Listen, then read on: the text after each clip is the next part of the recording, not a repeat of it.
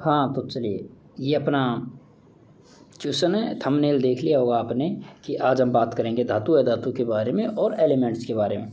और ये सभी क्वेश्चन प्रीवियस ईयर क्वेश्चन है, जिसमें राजस्थान की जितनी भी एग्ज़ाम, राजस्थान कर्मचारी चयन बोर्ड ने जो जो एग्ज़ाम में क्वेश्चन डाले हैं उस क्वेश्चंस को उठाकर मैं लाया हूँ। और उसका सॉल्यूशन भी बता दूँ कहाँ से लेके आया हूँ मैं, NCERT से।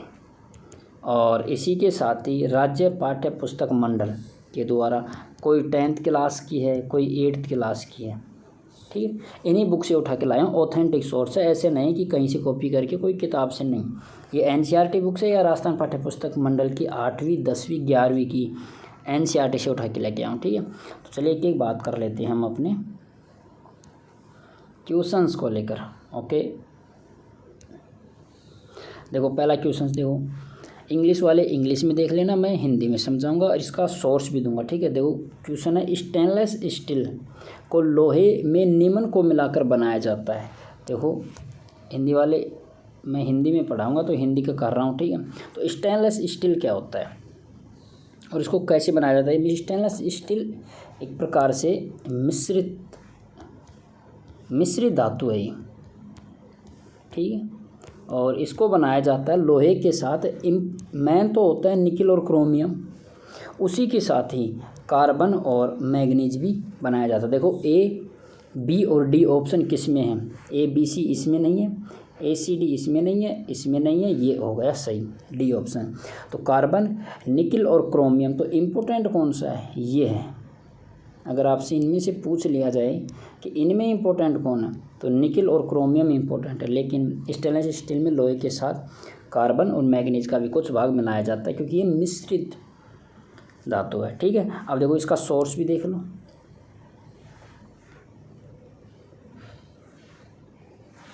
अब सोर्स देखो, ये रहा, दिख रहा होगा, कटिंग तो दिख रही होगी। ये राजस्थान राज्य पाठ्य पुस्तक मंडल में उठा के लेके आया हूँ। देखो स्टेनलेस स्टील में लोहे के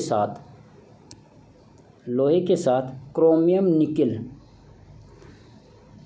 तथा पीतल व जस्ता, पीतल में जो, ये तो पीतल की बात आ गई, ठीक है। हाँ इतना देखो, एक मिनट, इस पेन को थोड़ा सा छोटा कर लेता हूँ।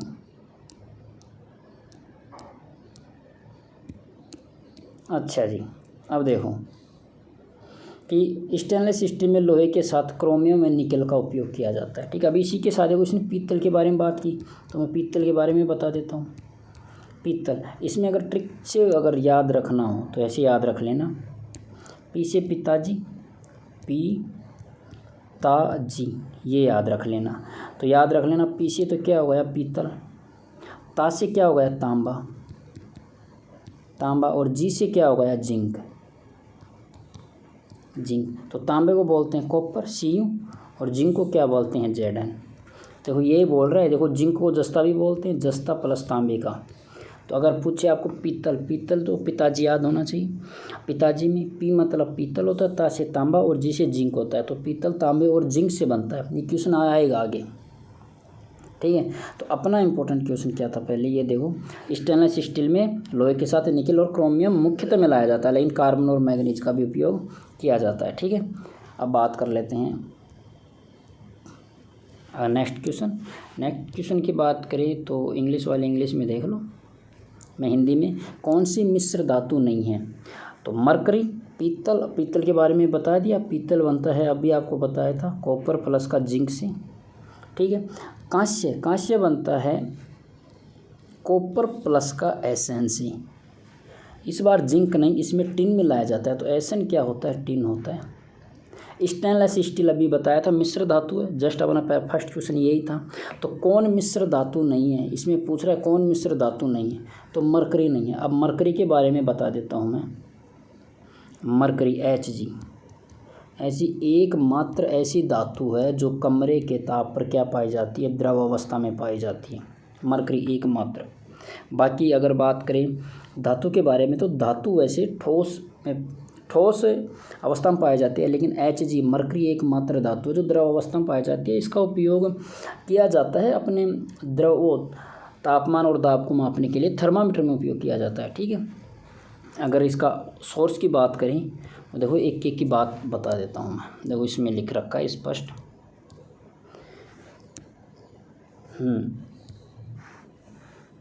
पेन को और थोड़ा छोटा कर लेते हैं, ठीक है। चलिए बात करते हैं। देखो इसमें मिश्र धातु विद्युत का एक ये भी अच्छी बात है कि शुद्ध धातु की अपेक्षा मिश्र धातु की विद्युत चालकता व गलनांक कम होता है। तो याद रख लेना, शुद्ध तो शुद्ध ही होता है, लेकिन जैसे ही उसमें अशुद्धि मिलाई जाती है, मिश्र धातु बनाया जाता है, तो उसकी चालकता में भी कमी होती है, गलनांक भी कमी हो जाता है। तो ये याद रख लेना। एक तो चालकता में देखो डाउन का मतलब होता है कम होना, और गलनांक भी कम होता है। किनका होता है ये कम? ये दोनों होता है मिश्र धातुओं का। ये याद रख लेना, एक क्वेश्चन आएगा, आ भी सकता है। तो मिश्र धातुओं का चालकता और गलनांक कम होता है, किसकी अपेक्षा? शुद्ध धातु की अपेक्षा। अब उदाहरण के लिए देखो इसमें एक एक बता रखा है, अगर देख पा रहे होंगे। तांबा का मिश्रण होता है Cu plus Zn, copper plus zinc जिसे बोलते हैं कॉपर प्लस जस्ता। मिश्र धातु पीतल है, देखो पीतल अभी बताया था। ताम्र व टिन ये कांस्य है, अब जस्ट अभी आपको बताया था, ठीक है। और ये विद्युत का कुचालक है, विद्युत के कुचालक है, ठीक है। ताम्र का उपयोग विद्युत परिपथ में किया जाता है, तो ये भी याद रख लेना। तांबे का उपयोग, ये क्वेश्चन आएगा। कॉपर का उपयोग विद्युत तारों में किया जाता है। देखो विद्युत परिपथ है ना, तो एक क्वेश्चन भी आएगा कि विद्युत तारों में उपयोग किया जाता है, तो किसका? ताम्र का, ओके, तांबे का उपयोग किया जाता है। अब बात करते हैं सीसा और टिन। एक देखो ये और रहा, जस्ट मैंने आपको बता भी दिया था अगर याद हो तो। सीसा और टिन ये ये नहीं बताया था, Pb प्लस Sn सोल्डर का उपयोग किया जाता है, ठीक है। तो इसके बारे में बात कर लेते हैं, थोड़ा छोटा कर लेते हैं। क्या क्या बताया मैंने वो भी बता देता हूँ। अभी मैंने बताया था एक तो पीतल को बताया था पिताजी, कॉपर प्लस का जिंक पिताजी, है ना। और दूसरा अभी हमने बात की थी कांसा की। कांसा होता है वो कॉपर प्लस जिंक के स्थान पर आता है टिन। एक होता है सोल्डर, ठीक है। और इसका उपयोग किया जाता है वेल्डिंग के रूप में। सोल्डर का उपयोग किया जाता है वेल्डिंग के रूप में। इसमें होता है लेड, पीबी प्लस का Sn, इसमें ये होता है पीबी लेड। ये पीबी क्या होती है? ये लेड होती है, याद रख लेना, लेड होती है, ठीक है। और Sn क्या होता है? ये टिन होता है। और Cu क्या होता है? ये कॉपर होता है। और जिंक क्या होता है? ये जस्ता होता है, ठीक है। तो ये याद रख लेना। तो ये क्वेश्चन आपसे पूछेगा, काफ़ी बार पूछेगा। ये तीनों की तीनों ही इम्पोर्टेंट है, ये याद रखना। मिश्र धातु, क्योंकि देखो अभी इसमें किसका पूछा है? तीनों का पूछ लिया, पीतल, कांसा, स्टेन। जिसको कांसे के बारे में नहीं पता था, स्टेनलेस स्टील के बारे में, तो वो क्या करेगा, ठीक है। तो वो कन्फ्यूज होगा ही। तो ये याद रख लेना अच्छे से। नेक्स्ट क्वेश्चन पे चलते हैं। नेक्स्ट क्वेश्चन क्या कहता है? ओहो, देखो इससे पहले ये ऊपर जाए मैं बता देता हूँ, चैनल को सब्सक्राइब कर लो अच्छे से, और वीडियो को लाइक कर लेना, शेयर कर लेना, क्योंकि एक क्लास ही काफ़ी होगी, इसमें सभी धातु अधातु कंप्लीट हो जाएंगे, ठीक है। अब बात कर लेते हैं क्वेश्चन की। ये देखो अच्छा क्वेश्चन है। चालक है, चालक निम्न में से अधातु विद्युत की चालक है। कौन सी अधातु है जो विद्युत की चालक होती है? वैसे बात बताऊँ तो अधातु के गुण बता देता हूँ। अधातु के गुण, ठीक है, अधातु के गुण। तो अधातु के गुण क्या होते हैं? वही भंगुर होती है, ये ठोस नहीं होती है, ध्वनियता नहीं होती है, अध्वनि होती है। अध्वनि मतलब इसमें ध्वनि उत्पन्न नहीं होती है इनमें, ठीक है। और ठोस नहीं होती है, भंगुर होती है। इसी के साथ ही तन्यता नहीं होती है इसमें, इनमें तन्यता नहीं होती है। ये क्रॉस लगा देता हूँ, ठीक है। आघात वर्धनीयता नहीं होती है, छोटा कर लेता हूँ 1 मिनट में। धातु के गुण बता रहा हूँ। आघात वर्धता नहीं होती है, क्रॉस लगा रहा हूँ मतलब नहीं है इनमें, ठीक है। और इसी के साथ बता देता हूँ, ये विद्युत की कुचालक होती हैं, सुचालक नहीं होती हैं, मतलब चालक नहीं होती हैं, कुचालक होती हैं ये। और और तो क्या बात है, घनत्व कम होता है, ये तो देखो अपवाद स्वरूप किसी न किसी का पाया जाता है। लेकिन मुख्यतः अगर यही बात धातु के लिए की जाती है तो धातु भंगुर नहीं ठोस प्रवृत्ति की होती है। कुछ धातुएं होती हैं जो मैं बताऊंगा कौन सी धातु होती है, सोडियम है, जैसे पोटेशियम है, चाकू की सहायता से काटा जा सकता है। अपवाद सभी में है, देखो आगे आगे क्वेश्चन आएगा, सभी कंप्लीट हो जाएगा, ठीक है। तो जिसमें धातु में ध्वनि पाई जाती है, ठोस है ना, ठोस को जैसे ही ठोस का मतलब है लोहे से, पत्थर को पत्थर से, किसी भी ठोस को ठोस से अगर आप टकराते हो तो ध्वनि उत्पन्न होती है, सिंपल बात है। लेकिन धातु में ध्वनि उत्पन्न नहीं होती है, तन्यता नहीं पाई जाती है, लेकिन धातु में तन्यता पाई जाती है। तन्यता कैसे पाई जाती है, धातु में उनको पीट कर एक लंबा तार तक बनाया जाता है। सबसे ज़्यादा तन्यता होती है सोने में। सोने के बारे में ऐसे बताया जाता है कि 1 ग्राम सोना 2 किलोमीटर, कितना, 2 किलोमीटर तार बनाया जा सकता है 1 ग्राम सोने से। तन्यता सबसे ज़्यादा लोहे में सोने में पाई जाती है। लेकिन किसका गुण है, ये धातु का है। हम बात कर रहे हैं अधातु के, तो इसमें तन्यता नहीं पाई जाती, आघात वर्धनीयता भी नहीं पाई जाती। आघात वर्धनीय होती है तो चद्दर बनाना, जैसे लोहे धातु है तो लोहे की चद्दर बनती है। कभी सल्फर की चद्दर नहीं देखी होगी, कार्बन की चद्दर नहीं देखी होगी, ठीक है। तो अधातु में आघात वर्धनीयता भी नहीं पाई जाती और कुछ चालक होते हैं विद्युत में। लेकिन अपवाद स्वरूप एकमात्र अधातु है जो विद्युत की चालक हो, अधातु एकमात्र ऐसी अधातु है जो विद्युत की चालक होती है। और वो कौन सी है वो मैं बता देता हूँ आपको, वो है ग्रेफाइट, ठीक है। तो बी ऑप्शन इसका सही होगा। तो अधातु जो विद्युत की चालक होती है, अधातु वो है ग्रेफाइट। जबकि अब मैंने जस्ट अभी बताया था आपको कि सभी अधातु क्या होती हैं, कुचालक होती हैं। लेकिन अपवाद स्वरूप ग्रेफाइट अधातु है जो विद्युत की क्या होती है, चालक होती है। इसके अगर ऑथेंटिक सोर्स की बात करें तो चलिए दिखा देता हूँ मैं आपको। ये रहा, जो भी मैंने पढ़ाया था वो भी समझ में आ जाएगा तुमको, ठीक है। तो अधातुओं के गुणधर्म देखो, अधातु गुणधर्म देख लो। ये धातु के जस्ट विपरीत होते हैं। धातु में तन्यता पाई जाती है, इसमें नहीं पाई जाती। देखो यह अधातु में यह न तो आघात वर्धनीयता न ही तन्य होते हैं। ग्रेफाइट के अलावा देखो, ग्रेफाइट अपना क्वेश्चन यही था ग्रेफाइट पर ही। ग्रेफाइट के अलावा सभी अधातु उष्मा और विद्युत की क्या होती हैं, कुचालक होती हैं। अभी बताया था मैंने, कुचालक होती हैं अधातु।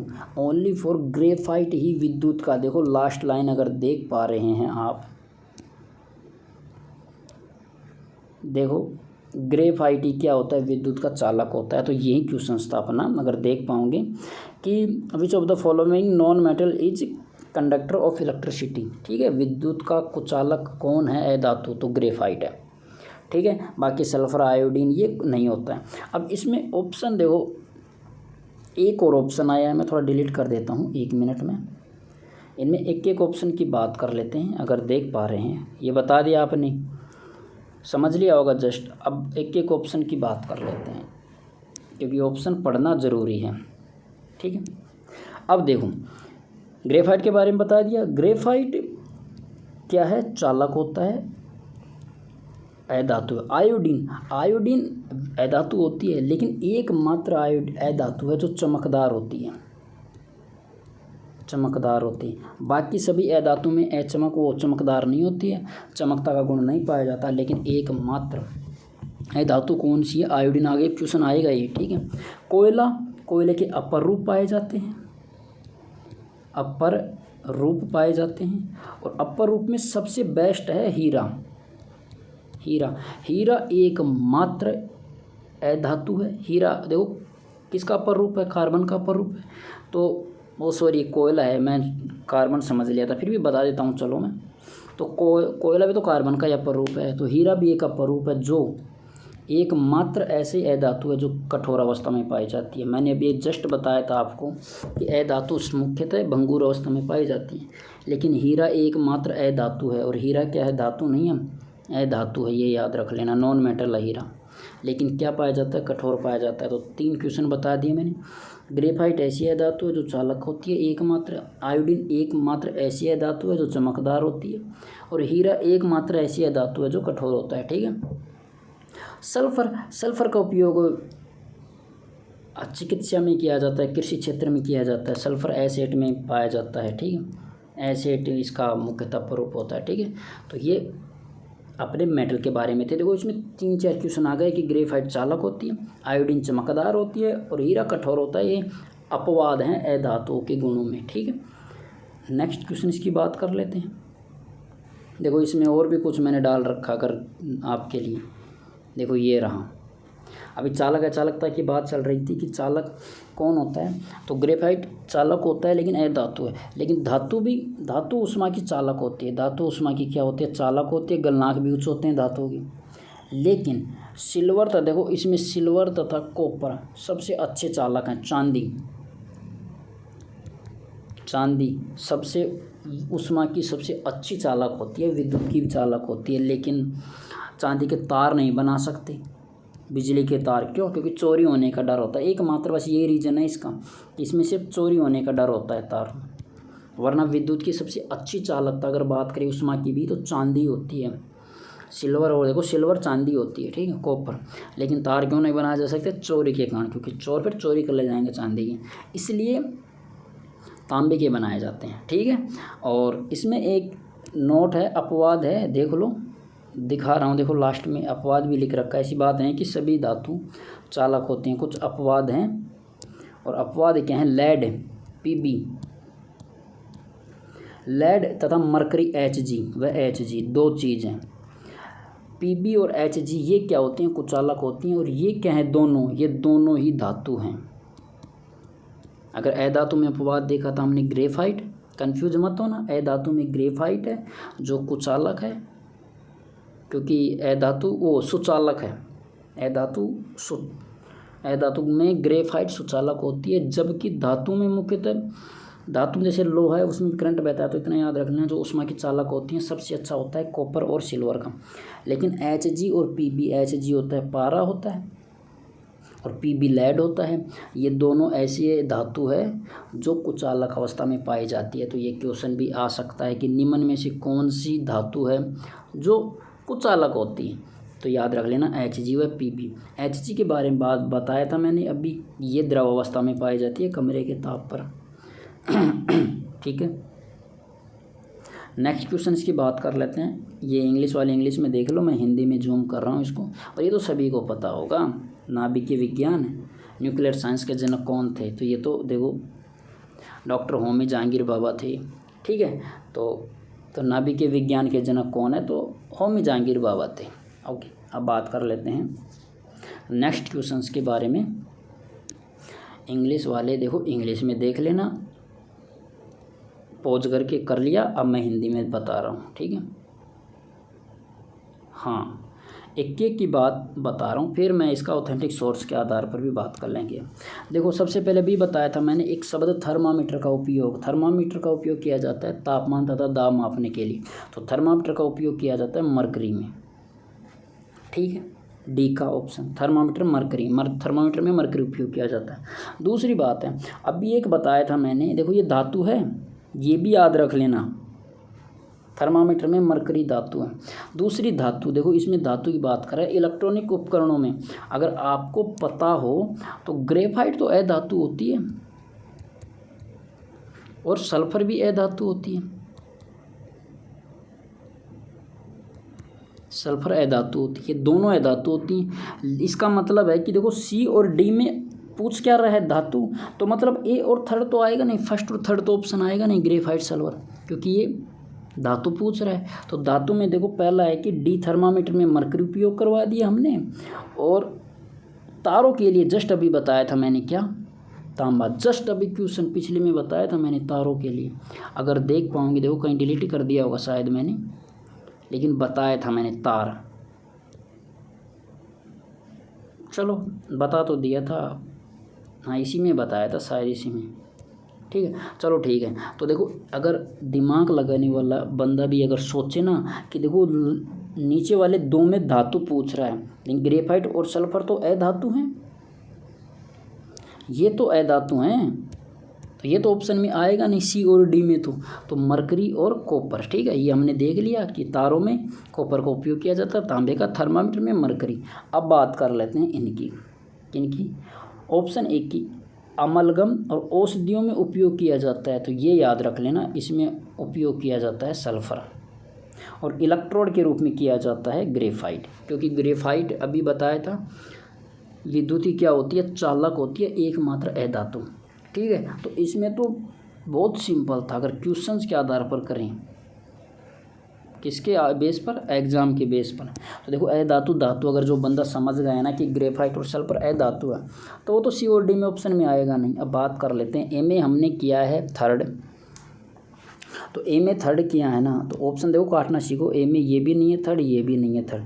अब सी और डी में ए में थर्ड है, बी में हमने किया है देखो फर्स्ट, तो बी में फर्स्ट किया है, तो ए में थर्ड बी में फर्स्ट, दोनों ऑप्शन में है सी डी में। अगली बात करें सी में हमने किया है 4, तो सी में 4 किस में है, तो यही ऑप्शन है, सी में 4, और डी में क्या किया हमने, सेकंड पारा। ठीक है, तो ये ऐसे ऑप्शन हम काट सकते थे अगर बात करें तो। ठीक है, तो ऐसे भी ऑप्शन, 2 ऑप्शन कट सकते थे अगर धातु धातु अधातु अधातु भी देख पाओगे तो। देखो क्योंकि ऊपर वाले में दोनों क्वेश्चन में अधातु पूछा है और नीचे वाले में धातु, तो ये ऐसे भी ऑप्शन कट सकते थे। अब इनका सोर्स नहीं है क्या, चलो मैं बता दिया अब क्या सोर्स है। कॉपर के बारे में बता दिया था, मरकरी सल्फर ग्रेफाइट तीनों के बारे में, ऑप्शन के बारे में बता दिया था मैं, तो अब क्या ये सोर्स देखूंगी। अब ये आता है धातुओं के गुणों के बारे में। जस्ट अभी देखो एक गुण को समझाते हैं। चमक धातुओं का गुण नहीं है। देखो धातुओं में चमक पाई जाती है, धातु धावनिक होते हैं, ठोसों को, जैसे अगर कोई भी ठोस है, थाली को, जैसे कोई भी थाली है, या पत्थर को भी मारते हैं तो आवाज़ आती है, क्योंकि ठोस में पार्टिकल पास होते हैं तो एक दूसरे टकराते हैं तो कंपन होता है। ये भी जब ध्वनि में अगर पढ़ोगे ध्वनि को अच्छे से, तो 3 प्रकार से ध्वनि संचरित होती है, ताप भी संचरित होती है ठोसों में। ठीक है, तो किस प्रकार से होता है ये आपको समझ जाओगे, लेकिन अभी इतना ही समझना है कि धातुओं में ध्वनि का गुण पाया जाता है, समझा दिया। अगर हम लोहे को टकराते हैं तो आवाज़ आती है, तो लोहा क्या होता है, धातु होती है, ठोस होती है। ठीक है, चमक होती है, चमक तो होती है, अगर आपने देखा हो तो तांबे के बर्तन देखे होंगे, क्या चमक होती है। हाँ, तन्यता पाई जाती है और आघात वर्धन्यता पाई जाती है। ठीक है, लेकिन अगर ऑप्शन फर्स्ट को देखोगे तो इसमें लास्ट में एक शब्द लिख रखा हीन। हीन का मतलब होता है चमक नहीं होना, हीन का मतलब होता है नहीं, और आगे क्या लिख रखा है, चमक है हीन, मतलब चमकहीन। तो धातु का गुण ये नहीं है चमकहीन, क्योंकि धातुएं चमकदार होती हैं।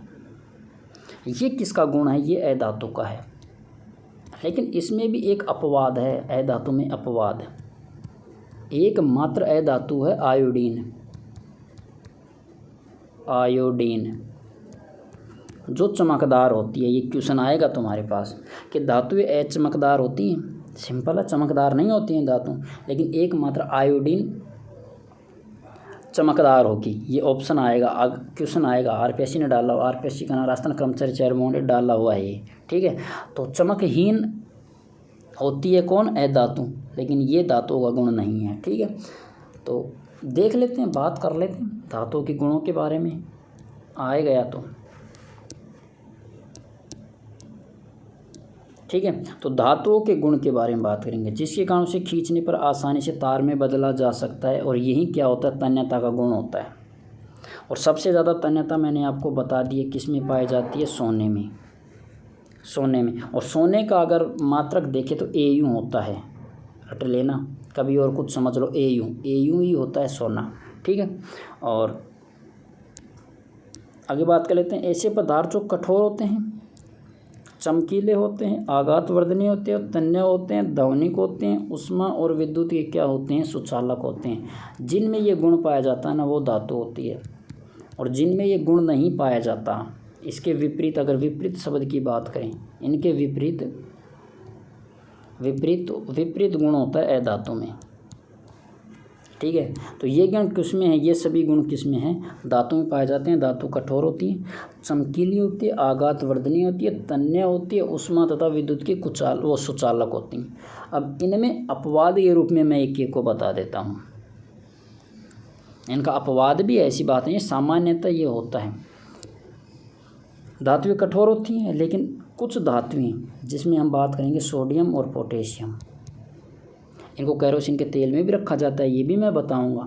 इनको खुला नहीं छोड़ा जा सकता। ठीक है, सोडियम पोटेशियम, क्योंकि आग पकड़ लेते हैं, नमी से क्रिया करके आग पकड़ लेते हैं, तो इनको एक तो कैरोसिन के तेल में रखा जाता है। कैरोसिन के तेल में, कैरोसिन तेल में, ठीक है। और दूसरी क्या बात है, इनको चाकू की सहायता से काटा जा सकता है, चाकू की सहायता से इनको काट सकते हैं। हमने क्या पढ़ा है कि धातु क्या होती हैं, कठोर होती हैं, अभी पढ़ा है हमने। अभी हमने क्या बताया कि सोडियम पोटेशियम धातु है लेकिन इनको चाकू की सहायता से काटा जा सकता है। तो ये क्या है, ये अपवाद है, तो ये याद रख लेना। ओके, कठोरता की बात हो गई। अब बात कर लेते हैं चमकीली। चमकीली धातु सामान्यतः चमकीली होती हैं। एकमात्र अधातु है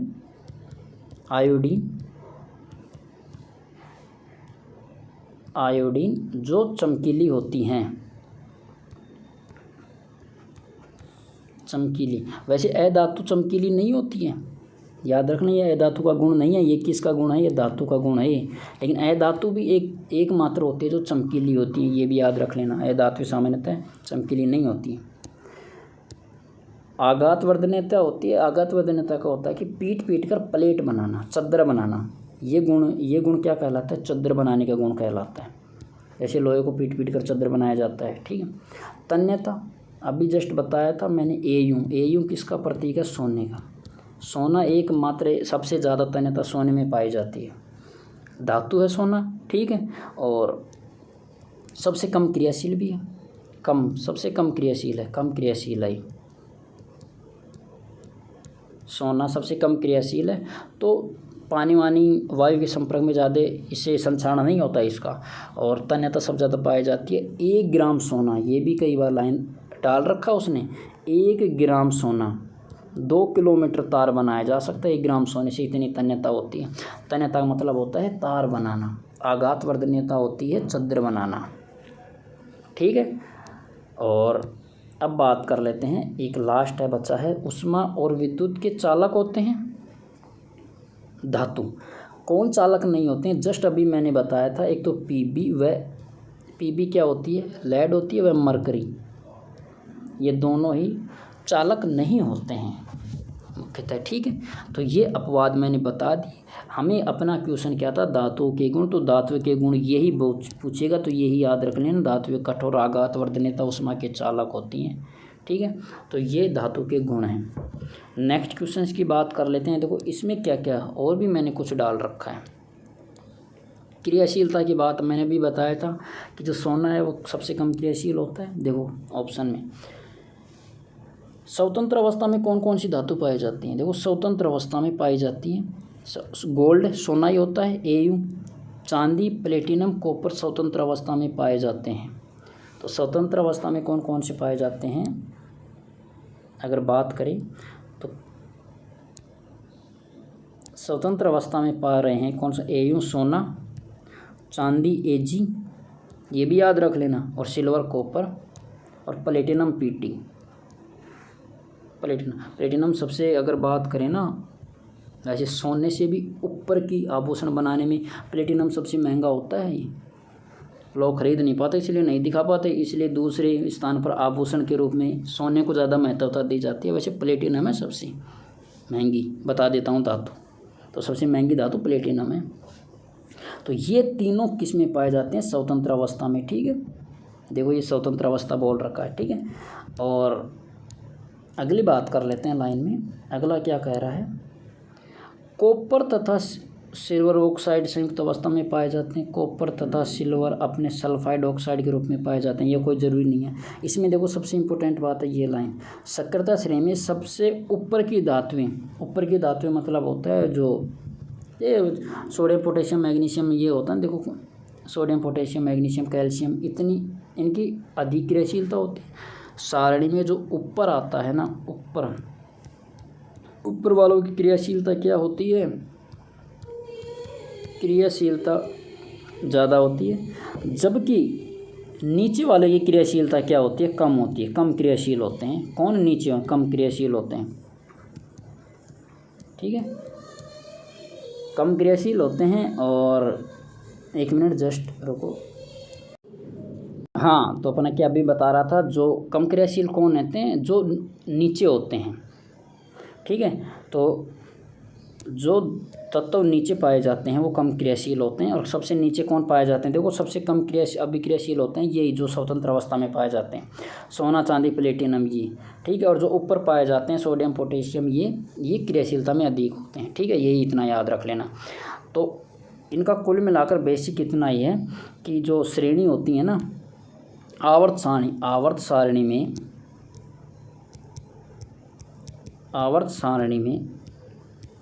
में जो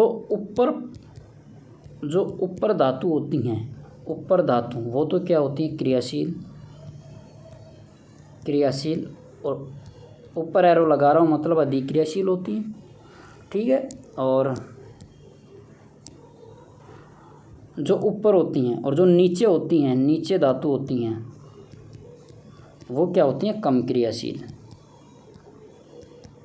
ठीक है।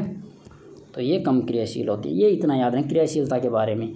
और बात करें, अभी बताया था मैंने, इनका उदाहरण भी बता देता हूँ। कम क्रियाशील होते हैं जो स्वतंत्र अवस्था में पाए जाते हैं, अभी बताया था सोना चांदी कॉपर प्लेटिनम ये बताया था।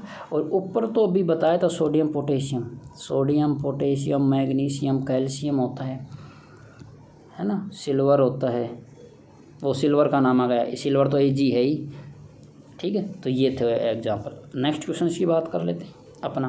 हिंदी वाले हिंदी में देख लो, मैं इंग्लिश में देख रहा हूँ, ठीक है। तो ये तो बता ही दिया मैंने अभी, जस्ट अभी पढ़ा हुआ होगा, आपको पढ़ाया था कि कौन सी धातु कमरे के ताप पर द्रव अवस्था में पाई जाती है। अभी बताया था मरकरी Hg। सोडियम के बारे में बता दिया कि ये केरोसिन के तेल में रखा जाता है, केरोसिन तेल में रखा जाता है इसको। अभी बताया था चाकू की सहायता से काट सकते हैं, चाकू से काट सकते हैं इसको, ठीक है, ये भी बताया था मैंने। और मैग्नीशियम, मिल्क ऑफ मैग्नीशिया याद रख लेना, MgOH2, ये मिल्क ऑफ मैग्नीशिया एसिडिक, जब हमारे पास गैस वगैरह हो जाती है ना पेट में, तो मिल्क ऑफ मैग्नीशिया दिया जाता है, एसिड दिया जाता है, ठीक है। तो नहीं, जब एसिड बन जाता है तो एसिड को काटने के लिए हमें पता है बेस होता है, तो एसिड के विपरीत जब बेस दिया जाता है, मतलब बेस का मतलब होता है क्षार, तो ये क्षारीय प्रवृत्ति का होता है ये, ठीक है। इसकी प्रवृत्ति क्या होती है, क्षारीय होती है। वैसे भी अगर बता दूं मैं आपको अम्ल और क्षार के बारे में एक अच्छी बात बता देता हूं, क्योंकि क्वेश्चन पूछेगा ये आपको, साइड में कर देता हूं मैं, ठीक है। हाँ, और एक मिनट देख लो, अम्लता, अम्ल में जहाँ H देख तो H+ है, ठीक है, वो तो अम्ल होता है। और क्षार में क्या होता है, जहाँ OH होता है। सिंपल, बस इतना ही याद रख लेना, कोई दिक्कत नहीं है। देखो आपने जस्ट अभी देखा है किसमें, इसमें OH, MgOH में, तो ये क्षारीय प्रवृत्ति बताई थी ना मैंने, इतना याद रख लेना। बाकी मैं परिभाषा डिटेल में नहीं जाना चाहती, अम्ल क्षार के बारे में, कौन H+ देता है, कौन इलेक्ट्रॉन लेता है, कौन फलान ढिमकाना, वो छोड़ो। इनके रूल भी यहाँ अलग अलग है, ठीक है, किसी ने कौन से रूल दिया था अम्ल क्षार के बारे में, तो इतना नहीं याद रख लेना। जिसके पास H+ देता है वो अम्ल होता है, जो OH देता है वो क्षार होता है। तो मिल्क ऑफ मैग्नीशिया के पास OH है, तो ये OH दे सकता है, इसलिए क्षारीय प्रवृत्ति का होता है। और ये एसिड है ना, जब अपने पेट में एसिड हो जाता है तो एसिड को कम करने के लिए बेस दिया जाता है, क्षार दिया जाता है, सिंपल है। एल्यूमिनियम के बारे में क्या बताना है, एल्यूमिनियम के बारे में छोड़ो, ठीक है। नेक्स्ट क्वेश्चन की बात कर लेते हैं, एल्यूमिनियम के बारे में क्या ही बताएंगे। हाँ अच्छा जी, अभी मरकरी वाला क्वेश्चन आया था ना कि मरकरी कमरे के ताप पर द्रव अवस्था में पाई जाती है, चलो तो उसकी बात कर लेते हैं। मरकरी को छोड़कर सभी धातु कमरे के ताप पर ठोस अवस्था में पाई जाती है, मतलब मरकरी को छोड़कर, मतलब मरकरी क्या होती है, द्रव अवस्था में पाई जाती है। और ये ऑथेंटिक सोर्स कहाँ लिया मैंने, NCERT से उठाया है, बता देता हूँ, ठीक है। और इसमें एक और है, धातु का गलनांक क्या होता है, उच्च होता है, तापमान भी उच्च होता है, उष्मा की चालक भी होती हैं। लेकिन कुछ धातुओं का गलनांक क्या होता है, कम होता है। वैसे धातुओं का सामान्यतः अधिक होता है, लेकिन गैलियम तथा सीजियम का गलनांक बहुत कम होता है। और ये क्वेश्चन काफ़ी बार आ चुका है कि कौन सी धातु है जिसको हथेली पर रखने पर वो पिघल जाती है, हथेली पर रखने से ये दोनों धातु पिघल जाती हैं। तो कौन कौन सी हैं? गैलियम है और सीजियम है। ठीक है, गैलियम और सीजियम दोनों धातु हैं जो हथेली पर रखने से पिघल जाती हैं। इसका मतलब क्या होता है? इनका गलनांक क्या होता है? कम होता है। और धातुओं का गलनांक कम नहीं होता। किसने कहा है? देखो, धातुओं का गलनांक अधिक होता है, ये लाइन लिख रखी, लेकिन अपवाद में ये गलनांक में भी अपवाद आ गया। ठीक है, तो गैलियम व सीजियम ये मात्र धातु हैं जो हथेली पर रखने से पिघल जाती हैं। ये क्वेश्चन आएगा अगले। ठीक है, तो ये याद रख लेना। देखो, वो सिंपल बात है, बार बार कहूँगा क्योंकि वीडियो मेरा है, देख तुम रहे हो, तो चैनल को सब्सक्राइब कर लो और वीडियो को लाइक शेयर कर दो, ज़्यादा से ज़्यादा कमेंट कर लो। ठीक है, तो नेक्स्ट क्वेश्चंस की बात कर लेते हैं। हिंदी वाले हिंदी में देख लो, इंग्लिश वाले इंग्लिश में, मैं हिंदी में बताऊंगा। ठीक है, ये कलर की बात आती है। और ये देखो, कुछ नहीं है, ये 8th क्लास की, मैं सिंपल बता रहा हूँ, 8th क्लास की साइंस से उठाया है। राज्य पाठ्य पुस्तक मंडल वो उदयपुर जो बनाता है ना, उसकी किताब से उठाया है, 8th क्लास की डिक्टोलाइन। ठीक है, तो इनको मिलाते हैं। तो यही कहता हूँ कि जो सिलेबस देता है ना, जो क्लास देता है, जैसे CET की 10th क्लास का लेवल की है, तो 10th क्लास लेवल की ही साइंस पढ़ो आप। अगर आपने कर्मचारी चयन बोर्ड ने बोला है कि ये 12th बेस पर आएगा, तो 12th बेस तक की ही किताब पढ़ो, उसमें 8वीं 9वीं 10वीं 11वीं 12वीं तक पढ़ो, ऊपर की नहीं पढ़ने की ज़रूरत, क्योंकि उसी में क्वेश्चन देता है। कर्मचारी चयन बोर्ड भी हेडेक लेना छोड़ दिया, सिंपल है। ठीक है, अब बात करते हैं। देखो, सल्फ़र का कलर क्या होता है? सिंपल है, पीला होता है। ठीक है, क्लोरीन का क्या होता है? हरा पीला होता है। फास्फोरस का क्या होता है? फास्फोरस का होता है गुलाबी। और ऑक्सीजन रंगीन होती है, तो ये याद रखना, ऑक्सीजन कलरलेस होती है। लेकिन द्रव अवस्था में ऑक्सीजन, किसमें? द्रव अवस्था में ऑक्सीजन हल्की नीली होती है। जैसे जो ये जिस पेन से लिख रहा हूँ ना मैं, ये जो कलर है हल्की नीली होती है, ये हल्की ब्लू होती है। ठीक है, हल्की हल्की सी द्रव अवस्था में। लेकिन ऑक्सीजन अपनी मूल अवस्था में, ऑक्सीजन गैस है, तो गैस अवस्था में क्या होती है? ये रंगहीन होती हैं। ठीक है, और कौन सा कलर लूँ मैं? चलो ये ले लेता हूँ, हरा में। ठीक है, तो याद रखना, ऑक्सीजन क्या होती है? रंगहीन होती है। तो ऑप्शन मिला लेते हैं, एक एक दोबारा मिला लेते हैं काट के। सल्फ़र पीली होती है और क्लोरीन हरी पीली होती है। फास्फोरस गुलाबी होती है। तो ए में सेकंड है। ए में सेकंड किस किस में है? इसमें नहीं है, इसमें नहीं है, इसमें नहीं है, ऑप्शन ए है। अगर एक भी पता होता आपको, अगर आपको ये तो पता होता है यार सभी को कि क्या सिंपल है कि ऑक्सीजन तो कलरलेस होती है। तो डी में 4 देख लो किस किस में है। इसमें नहीं है, डी में 4 इसमें नहीं है, इसमें नहीं है, फिर वही बात है, ये ऑप्शन आ गया। एक याद होना चाहिए, ऑक्सीजन तो वैसे भी कलरलेस है। एक भी जिसको याद था ना, वो क्वेश्चन कर सकता था आराम से, पर ये याद होना चाहिए एक क्वेश्चन तो। ठीक है, अब इसका ऑथेंटिक सोर्स भी देख लेते हैं, ऐसी बात नहीं है, फेंक नहीं रहा हूँ मैं, ये रहा ऑथेंटिक सोर्स, लाता हूँ आपके सामने अच्छे से। डिक्टो लाइन उठाइए, डिक्टो, राजस्थान कर्मचारी बोर्ड ने डिक्टो में सेम टू सेम अधातु में कुछ देखो, ये अधातु है, पहली बात है अधातु रंग होती हैं, बाकी में ऐसा, बाकी में हम पढ़ रहे थे कि अधातु कठोर नहीं होती है, अधातु में तन्यता नहीं होती है, लेकिन अधातु रंगहीन नहीं, रंग युक्त भी होती है, रंगहीन भी होती है, रंग भी पाया जाता है कुछ में नहीं पाया जाता। ठीक है, अब देखो सल्फर में पीला डिक्टो उठाया, क्लोरीन गैस हरी पीली होती है, फास्फोरस लाल सफ़ेद होता है। और देख लो सल्फर, क्लोरीन और फास्फोरस तीनों ऑप्शन ऐसे कैसे डाल दिए, देखो देख रहे होंगे तो सल्फर, क्लोरीन, फास्फोरस तीनों ऐसे कैसे, मतलब सेम लाइन उठाई है, खुद ने मेहनत भी नहीं की। ठीक है, तो इसीलिए बोलता हूँ कि 8th क्लास की जो बेस देता है ना, उसकी साइंस पढ़ा करो। अब जैसे अपने पास है ये हाई कोर्ट की है, या इसी के साथ ही अपने जो 4th ग्रेड की है उसमें साइंस दे रखा, तो उसमें दे रखा है भाई, ये उसी लेवल का पढ़ा रहा हूँ मैं, ज़्यादा दिमाग पची नहीं करनी है। ठीक है, मैं सोर्स उठा के लेके आ रहा हूँ, सिर्फ आपको पढ़ना है, यही क्वेश्चन आएंगे। ओके, अब बात कर लेते हैं, इसमें एक शब्द आया है फास्फोरस की, देखो मैं छोड़ूंगा नहीं एक भी शब्द हो, फास्फोरस आया है। फास्फोरस का उपयोग किया जाता है दिया सलाई में। दिया सलाई क्या होती है? माचिस। ये भी याद रख लेना, ठीक। और फास्फोरस का उपयोग वैसे भी पटाखे उटाखे बनाने हैं ना, तो मतलब चमक पैदा करने में, चमकदार पटाखे वटाखे बनाने में भी फास्फोरस का उपयोग किया जाता है। दिया सलाई में भी, माचिस वगैरह में भी फास्फोरस का उपयोग किया जाता है। फास्फोरस भी अलग अलग प्रकार का होता है, काला फास्फोरस, लाल फास्फोरस, दिया सलाई में लाल फास्फोरस का उपयोग किया जाता है। तो ऐसे कुछ हैं, तो दिया सलाई इतना याद रख लेना, ठीक है। माचिस वगैरह बनाने में फास्फोरस का उपयोग किया जाता है। या मतलब चमक पैदा करने वाले पदार्थ जैसे बारूद हैं, पटाखे हैं, उनमें भी उपयोग किया जाता है किसका? फास्फोरस का, ठीक है। अगला क्वेश्चन की बात कर लेते हैं। क्या है कि इंग्लिश वाले इंग्लिश में पढ़ लेना, ठीक है। मैं हिंदी में पढ़ता हूँ अपना।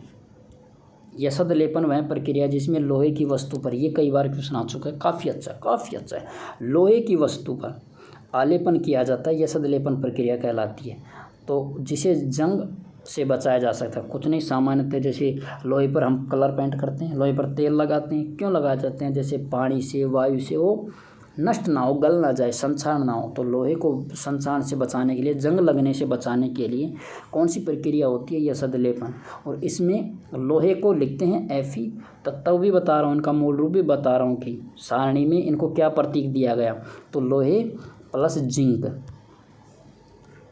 ये कौन सी प्रक्रिया है? यसद लेपन।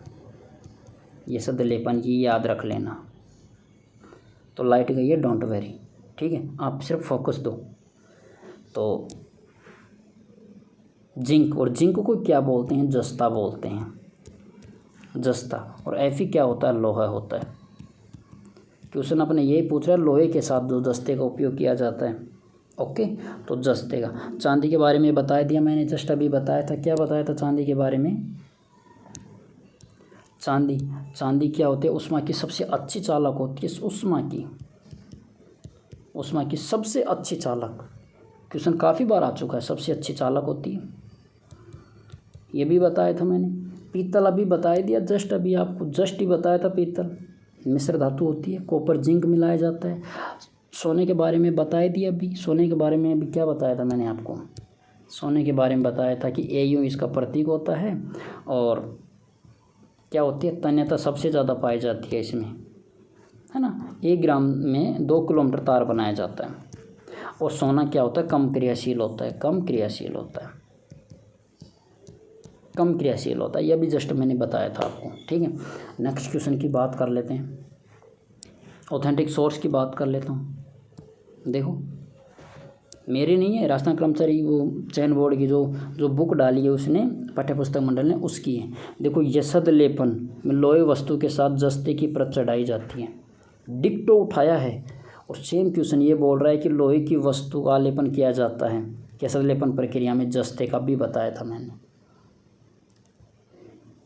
सेम टू सेम उठाता है। अब कई बार क्वेश्चन ये भी दे सकता है कि संक्षारण से बचाने के लिए कौन कौन सी प्रक्रिया होती है? तो पेंट लगाकर, तेल लगाकर, ग्रीस लगाकर, या ग्रीज बोलते हैं, यसद लेपन होती है, क्रोमियम लेपन, एनोडीकरण, और मिश्र धातु बनाकर लोहे को बचाया जा सकता है। तो ये प्रक्रिया याद रख लेना, ठीक है। मिश्र धातु मतलब 2-3 धातुओं का मिश्रण करके मिलाया जाता है।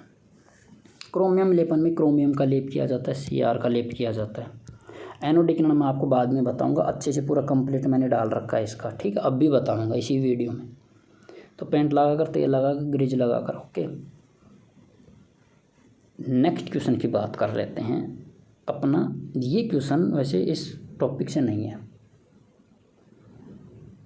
ओके। ये क्वेश्चन इस टॉपिक से नहीं है, ये है रिएक्शन से संबंधित है। फिर भी चलो मैं बता देता हूँ आपको, ये बीच में आ गया ये क्वेश्चन। ये रिएक्शन से संबंधित है, इंग्लिश वाले इंग्लिश में देख लो, मैं हिंदी में देखूँ। देखो, इसमें बोल रहा है कि बेकिंग सोडा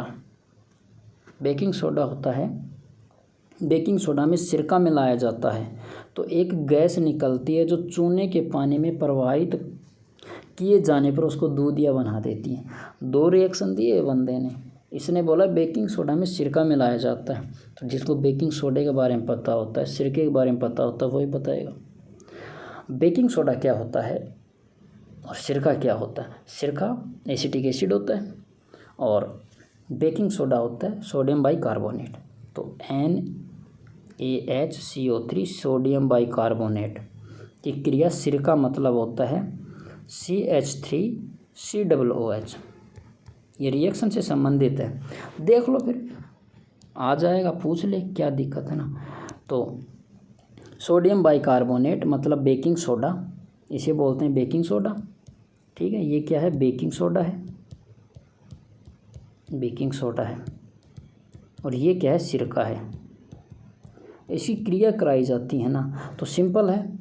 अगर रिएक्शन आपको थोड़ी बहुत समझ में आती है तो Na+ होता है और COOH- होता है, ठीक है। तो NaCOOH होता है, सोडियम एसिटिक बनता है ना। और उसी के साथ ही CO2 बनती है गैस प्लस H2O बनता है, ठीक है। ये थी फर्स्ट रिएक्शन, किसकी, बेकिंग सोडा और सिरका मिलाया जाता है। फर्स्ट लाइन यही थी। तो अपना फर्स्ट लाइन कंप्लीट हो गया। तो एक गैस निकलती है, तो गैस कौन सी निकली, यहाँ से देख रहे होंगे CO2 गैस निकली, ठीक है। ये तो थी फर्स्ट रिएक्शन। अब नेक्स्ट रिएक्शन की बात कर लेते हैं। नेक्स्ट रिएक्शन भी बोला है इसने बोला है, देखो नेक्स्ट की बात करें, इसने बोला है कि चूने के पानी में प्रवाहित किए जाने पर, तो चूने के पानी में प्रवाहित करते हैं भाई इसको। तो नेक्स्ट रिएक्शन क्या बोलते हैं, चूने का पानी। अब चूने का पानी क्या होती है वो भी पता होना चाहिए। चूने का पानी क्या होता है, चूने का पानी होता है कैल्शियम हाइड्रोक्साइड, ठीक है। कैल्शियम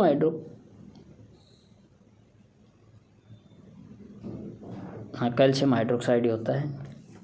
कैल्शियम हाइड्रोक्साइड में क्या बोला, चूने के पानी में प्रवाहित करने पर CO2 गैस प्रवाहित की जाती है, तो कैल्शियम कार्बोनेट बनता है CaCO3 प्लस पानी बनता है। और ये कैल्शियम कार्बोनेट कौन सा, ये कैल्शियम कार्बोनेट, ये कैल्शियम कार्बोनेट घुलनशील नहीं होता, अघुलनशील होता है, अघुलनशील होता है। और ये दूध या रंग देता है, दूध या, तो यही रंग देता है कैल्शियम कार्बोनेट। तो वो कौन सी गैस होती है, तो अभी मैंने बताया था वो कौन सी गैस है, जस्ट अभी पढ़ा है क्या हमने, CO2। तो CO2 गैस है, तो ऑप्शन में देखो अपने कहीं CO2 है क्या, बिल्कुल है, कार्बन डाइऑक्साइड, ठीक है। नेक्स्ट क्वेश्चन की बात कर लेते हैं। नेक्स्ट क्वेश्चन देख रहे होंगे आप, ठीक है। तो नेक्स्ट क्वेश्चन में निम्न में से कौन सी धातु जिसका गलनांक काफ़ी कम होता है, देखो धातु जिसके निम्न गलनांक जिसके कारण हथेली पर रखने से पिघल जाती है, तो जस्ट अभी बताया था क्या, गैलियम। गैलियम में CgM2 धातु हैं जो हथेली पर पिघल जाती हैं। देखो अभी काफ़ी क्वेश्चंस बचे हुए हैं, बता देता हूँ मैं आपको, काफ़ी क्वेश्चंस बचे हुए हैं, ठीक है। मतलब ये आधी क्लास हुई है, तो ये अंधेरे की वजह से, गर्मी की वजह से मैं क्लास को यहीं रोक रहा हूँ। नेक्स्ट सेकंड इसका पार्ट में डाल दूँगा 1-2 दिन में ही, तब तक आप ये वीडियो देख लेना और ये समझना जितने पीछे क्वेश्चंस बताए हैं ये सारे ऑथेंटिक है, सोर्स मैंने दे रखा है, ठीक है। तो इस क्लास को एक बार पढ़ लेना अच्छे से, और जाते वक्त क्या कर लेना, अब चैनल को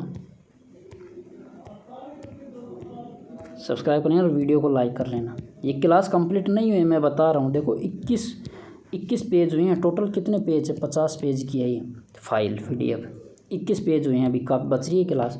तो क्लास यहीं रोकता हूँ मैं, नेक्स्ट क्लास कल या परसों में डाल दूँगा, तब तक ये क्लास देखो अच्छे से, ओके।